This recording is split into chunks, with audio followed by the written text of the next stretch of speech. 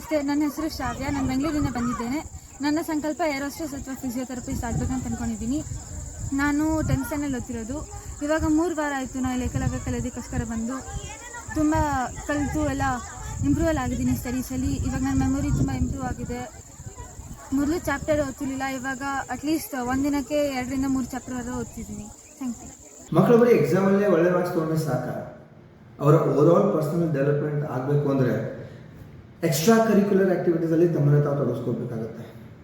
ಅದೆಷ್ಟೋ ಕಲೆಗಳನ್ನು ಕಲಿಬೇಕಾಗುತ್ತೆ, ಎಸ್ಪೆಷಲಿ ಜೀವನ ಕಲೆಗಳನ್ನು ಕಲಿಬೇಕು. ಬಟ್ ಅಸೈನ್ಮೆಂಟ್ನ ಮಾಡೋದನ್ನು ಬಿಟ್ಟರೆ ಅವರು ಟೈಮ್ ಎಲ್ಲಿರುತ್ತೆ ಹೇಳಿ? ಸ್ಕೂಲ್ ಆದಮೇಲೆ ಟ್ಯೂಷನ್ ಆದಮೇಲೆ ಅಸೈನ್ಮೆಂಟ್ ಆದಮೇಲೆ ಊಟ ಮಾಡಿ ಮಲ್ಗೋದು, ಮತ್ತು ನೆಕ್ಸ್ಟ್ ಸ್ಕೂಲ್ಗೆ ಹೋಗ್ತಾರೆ. ಇದೇ ಲೂಪಲ್ಲಿ ಮಕ್ಕಳ ಇಡೀ ವರ್ಷ ಕಳೆದೋಗುತ್ತೆ. ಹಾಗಾಗಬಾರ್ದು ಅಂತ ನಿಮಗೇನಾದರೂ ಆಸೆ ಇದ್ದರೆ ಅವ್ರಿಗೆ ಹಿಂದೆ 100% ಮೆಮೊರಿ ಏಕಲವ್ಯ ವಿದ್ಯಾ ಟ್ರೈನಿಂಗ್ ಕೊಡಿಸಿ.